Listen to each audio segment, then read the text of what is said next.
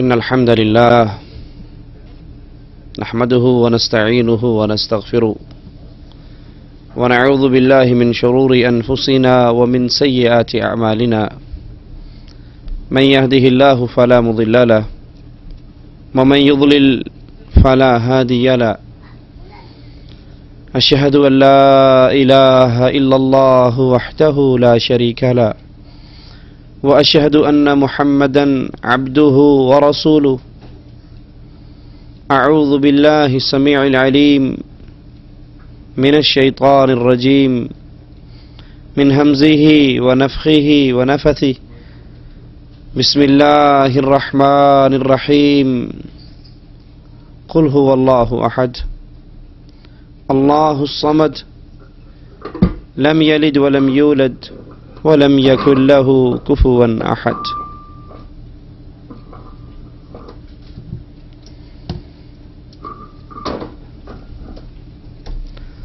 اللہ عز و جل نے انسانوں کو سمجھانے کے لیے بہت سے واعظ، داعی اور ناصح پیدا کیے ہیں۔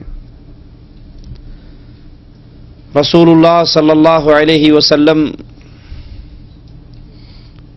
اپنے ایک فرمان مبارک کے اندر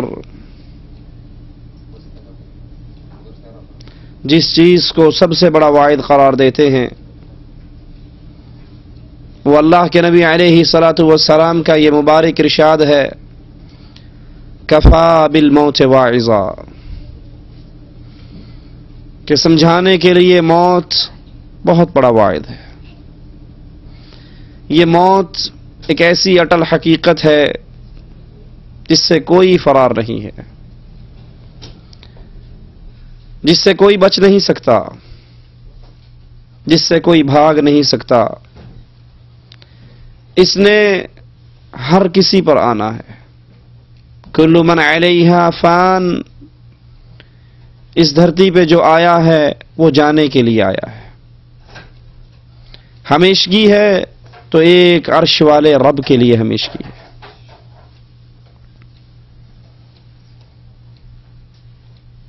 اس موت کا جو وقت مقرر ہے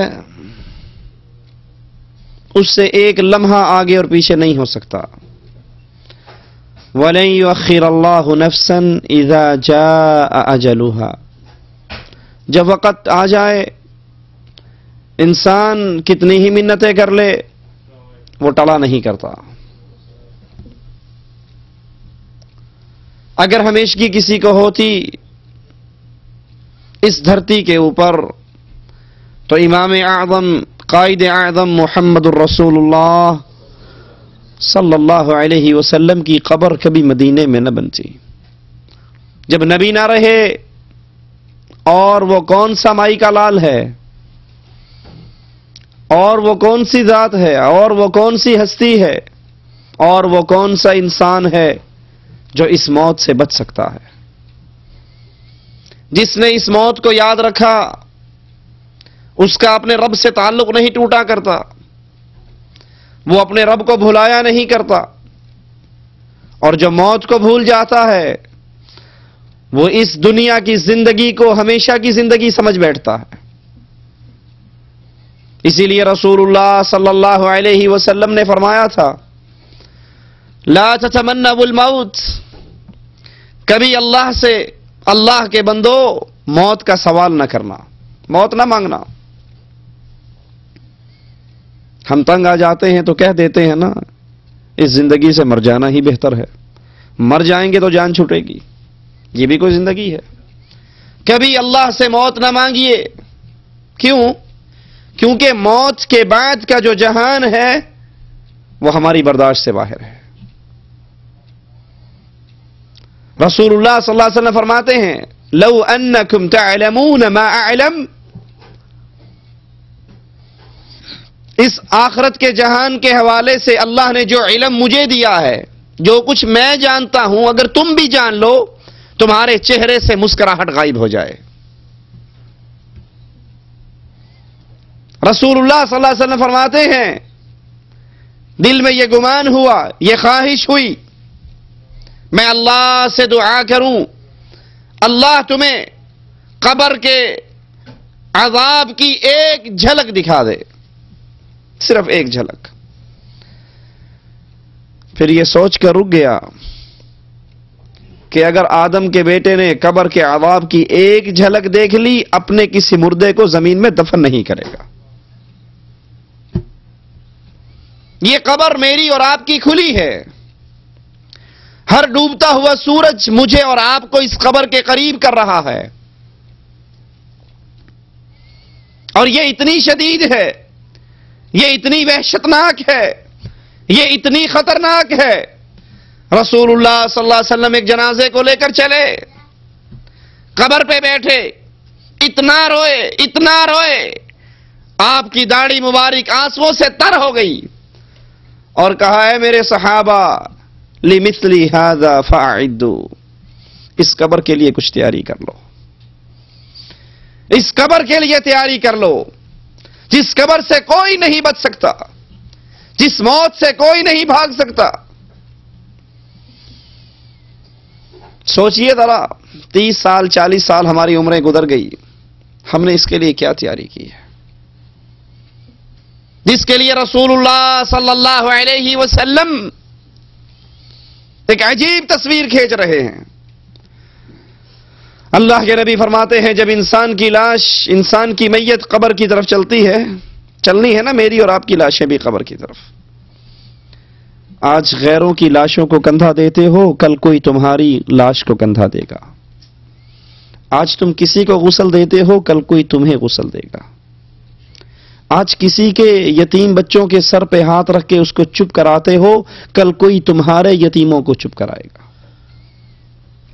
آج کسی کے جنازے کے ساتھ چل کر جاتے ہو، کل کوئی تمہارے جنازے کے ساتھ چل کر جائے گا۔ یہ زندگی ہمیشہ کی زندگی نہیں۔ کامیاب ہے وہ جس نے اس قبر کو یاد رکھا۔ یہ کمرہ جس کو آپ نے اور میں نے سجا رکھا ہے، جس میں لائٹنگ ہے، جس میں اے سی ہے، جس میں فریج ہے، جس میں قالین ہے، جس میں صوفہ سیٹ ہے، یہ میرا اور آپ کا نہیں ہے، یہ تو وارثوں کا ہے، یہ تو پچھلوں کا ہے۔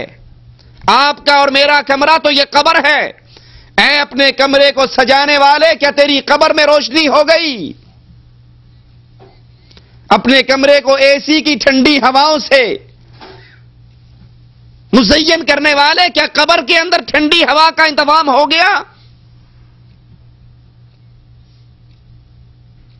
اللہ کے نبی فرماتے ہیں انسان کی میت قبر کی طرف چلتی ہے، 3 چیزیں اس کے پیچھے چلتی ہیں، مالہ اہلہ وعملہ۔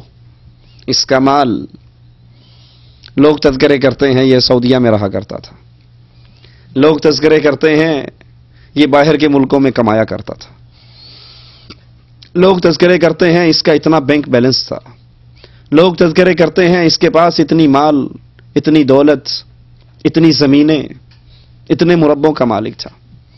لیکن رب محمد کی قسم، غور کیجئے، آپ سوٹ سلاتے ہو، درزی کے پاس جاتے ہو، اسے کہتے ہو ایک جیب یہاں لگانا، ایک جیب سائیڈ پہ لگانا، ایک جیب شلوار میں لگانا۔ کبھی کسی کے کفن کی جیب دیکھی ہے؟ آپ سوٹ سلواتے ہو، درزی سے سل کر آتا ہے، پھر دھوبی سے دھلوا کر پریس کرواتے ہو۔ کسی کا کفن بھی کبھی دیکھا سل کر آیا ہو، کہیں سے استری ہو کر آیا ہو؟ مالہ، یہ مال جس کی وجہ سے آج اللہ کو ہم نے بھلا دیا۔ نہ نماز پڑھنے کا ٹائم ہے، نہ قرآن ترجمے سے پڑھنے کا ٹائم ہے، نہ اللہ کو یاد کرنے کا وقت ہے۔ مال مال مال، صبح اٹھتے ہیں، رات کو سوتے ہیں، 24 گھنٹوں کی فکر کیا ہے؟ 10,000 سے 20,000 کیسے ہوں گے؟ ایک 100 روپے کی انگوٹھی آپ نے اپنی انگلی میں پہنی ہے، واللہ مرنے کے بعد یہ انگوٹھی بھی کوئی قبر میں نہیں جانے دے گا، یہ مال چھین لیا جائے گا۔ جس مال کو کمانے کے لیے کبھی جھوٹ بولا، کبھی لوگوں کا قرض دبایا، کبھی بہنوں کا حق مارا، کبھی کچھ کیا، کبھی کوئی پاپڑ بیلا، جس مال کے لیے اللہ کو ناراض کیا، کبھی بینک میں سود پر پیسے لیے، کبھی بیاج پر لوگوں کو دیا، آج یہ مال مجھے قبر کے اندر تنہا چھوڑ کر واپس جا رہا ہے۔ اہلہ، اہل و عیال، یہ بھی ساتھ نہ رہیں گے۔ کسی کی ماں، کسی کا باپ، کسی کا بھائی، کسی کی بیوی، کسی کا عزیز، کسی کا دوست اس کی قبر میں نہیں اترے گا۔ جتنی محبت کرنے والے ہوں گے وہ سب سے پہلے قبر میں ڈال کے ہاتھوں سے مٹی ڈالیں گے۔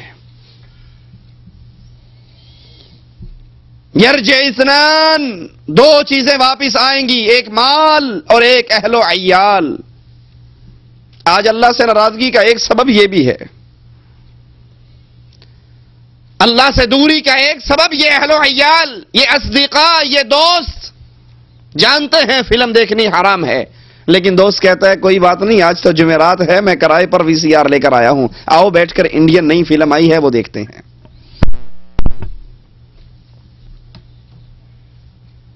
جانتا ہے بیوی کو پردہ کروانا واجب ہے، لیکن سوچتا ہے اگر بیگم کو بھائی سے پردہ کروا دیا، دیور اور جیٹھ سے، تو بھائی ناراض ہو جائے گا۔ کوئی بات نہیں، اللہ رسول کو سائڈ پہ رہنے دو، ماحول کے مطابق چلا کرتے ہیں۔ اہل و عیال کو راضی رکھتے ہیں۔ بیگم فون کرتی ہے واپس آ رہے ہو، تو آتے ہوئے ایک بڑے سائز کا کلر ٹیلی ویژن CD پلیئر لانا نہ بھولنا، کیونکہ گھر کے اندر کیبل عام ہو گئی ہے اور ہمارے گھر کے اندر وہی پرانا black and white T V چلتا ہے۔ جو کسی نے کہا، دوستوں کو راضی رکھا، بیگم کو راضی رکھا، ماحول اور معاشرے کو راضی رکھا، برادری اور بھائیوں کو راضی رکھا، ایک اللہ کی رضا کی فکر نہیں کی۔ اللہ کی قسم، یہ مال بھی چھوڑ کر چلا گیا، یہ اہل و عیال بھی چھوڑ کر چلا گیا۔ یبقى واحد، ایک چیز ایسی ہے جس نے مجھے اور آپ کو قبر میں کبھی اکیلا نہیں چھوڑنا، اور وہ کیا ہے؟ آپ کے اور میرے عمل۔ اقرا کتابک، اپنی ڈائری پڑھیے، اپنے 24 گھنٹوں کو چیک کیجئے، کیسے عمل کر رہے ہو۔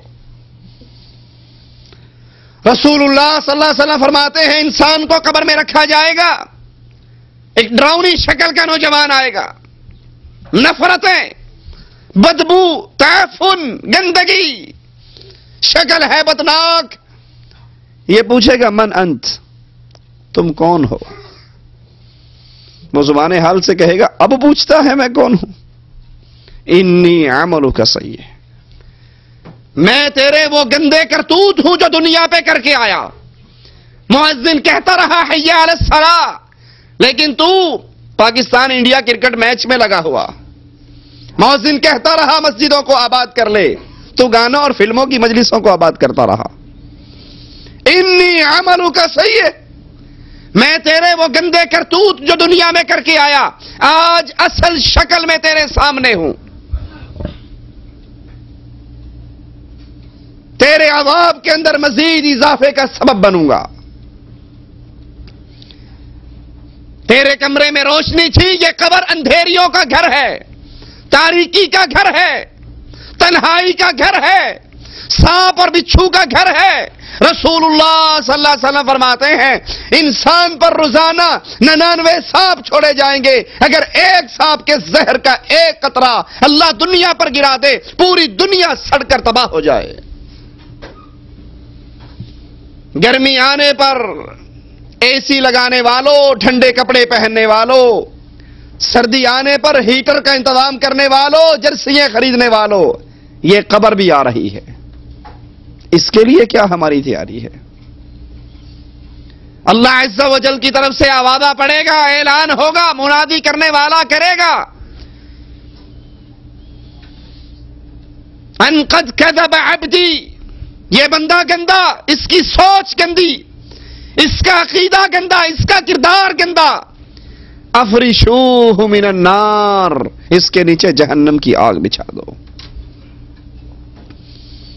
اس کے اوپر جہنم کی آگ کی چادر چڑھا دو، اس کے لیے اس کی قبر میں جہنم کا گڑھا، جہنم کا دروازہ کھول دو، یہ قبر جہنم کا گڑھا بن جائے گا۔ اس کو سناؤ، ذق، چکھ اللہ کے عذاب کو۔ تو کہا کرتا تھا اے جہاں میٹھا اگلا جہاں کہیں ڈٹھا، بابر عیش کو